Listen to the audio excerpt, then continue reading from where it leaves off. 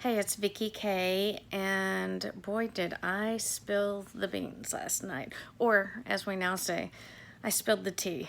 And I'm not sorry I did that. It was actually good. I woke up this morning feeling optimistic. I was afraid last night when I did that. I don't think that everyone realizes how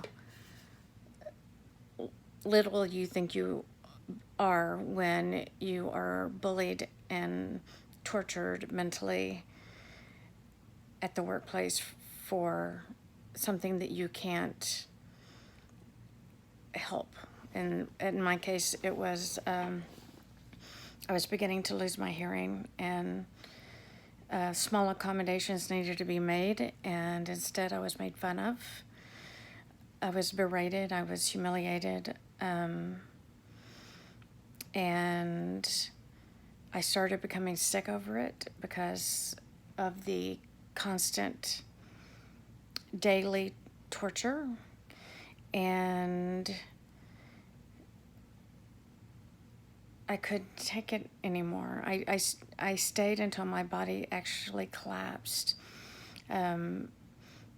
During all of this, I mean, this was like a 3-year process, maybe.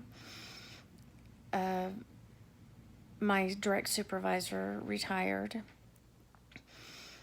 and to him, if you're watching, which I doubt it, or if you ever watch this, you know what you did. First of all, me coming into a workplace where it's a state of Texas workplace, where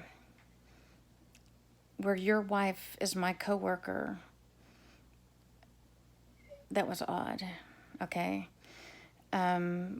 We were all told to work around it and that we would be yelled at and screamed at by her, but just to deal with it, and I did all those years, 11 years or whatever it was, I don't know. But for you to go and actually just close your door while it was all going on in the hallway right in front of you was terrible.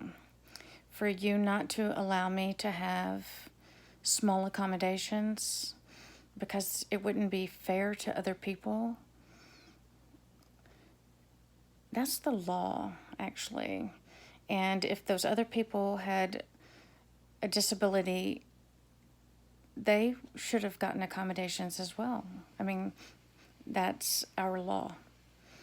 And those were not met. I did everything I was supposed to do. I told your supervisor. I told HR. I even made my own accommodations as best I could. When it was investigated by the provost's office and the report came back in my favor saying that, yes, I had been discriminated against and treated unfairly, trying to make my job harder, it was a relief. I thought something was about to happen, and it didn't. The other people who continue to join in, I think you just did that because you thought it was fun. I think you thought it was fun torturing people. I was not the only one that was mentally abused, but I am the one who is speaking out about it. And I am the one who ended up having a small stroke because it went on daily for so long. You took my job away. You put me in a different position. I still rocked it because I'm awesome. But I was coming home every night sick, actually throwing up blood. To the associate vice president, You waited. You sat on this. You didn't respond to me when I told you that about the meeting. I was put in a room and humiliated and not allowed to leave a small room where, people are just, you didn't even answer me. Then you eventually, after pressure from, I guess, up above, promised me another job in a different department. So I was going to have to leave, not them, and I was willing to do that.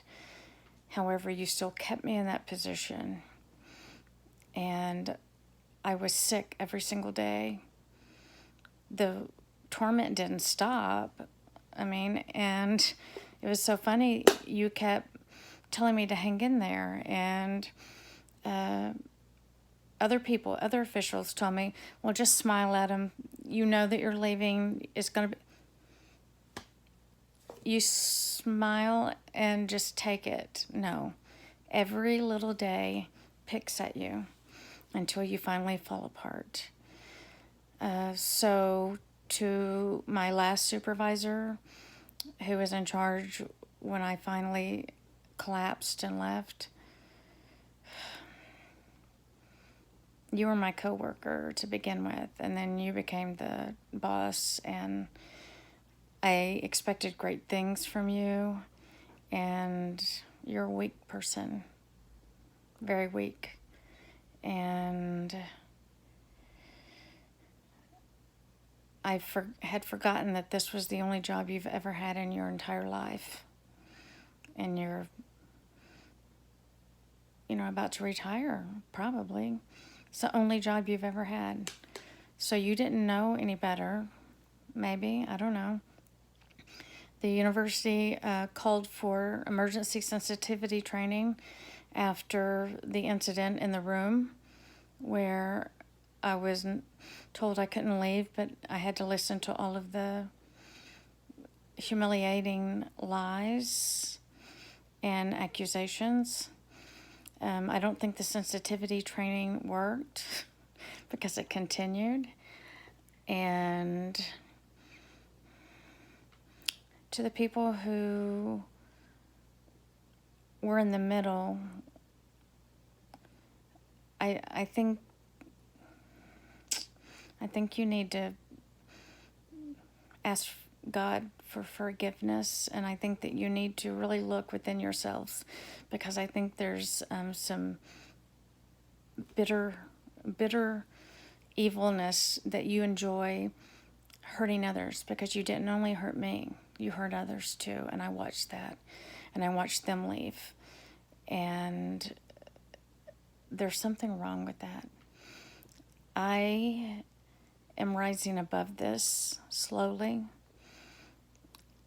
and I will always choose kindness. I will always choose to be an advocate for others.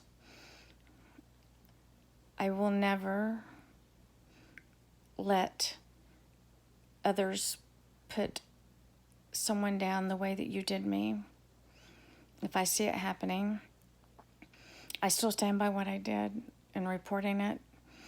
I know that I could still be working there right now and barely holding on to my sanity and have not reported it, but I reported it. And that's what you're supposed to do. And the university had not done the sensitivity training and diversity training that should have been done a long time ago. And for my boss not to allow just simple accommodations to be made, and instead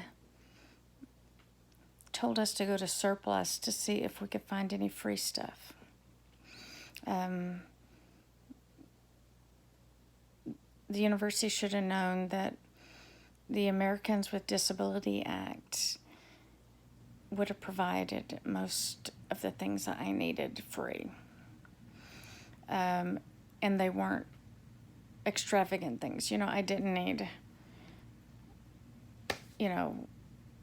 crazy expensive things. I'm talking like a good speakerphone. I'm talking about an area that's less noisy, and we had those private offices that were available, 3 that were open at the time, for you to take away my workspace for auction, where I could not put 500 auction items that had been stored there for the past 30 years. Wow. And for me to be quiet about this for these years because I was afraid to talk about it.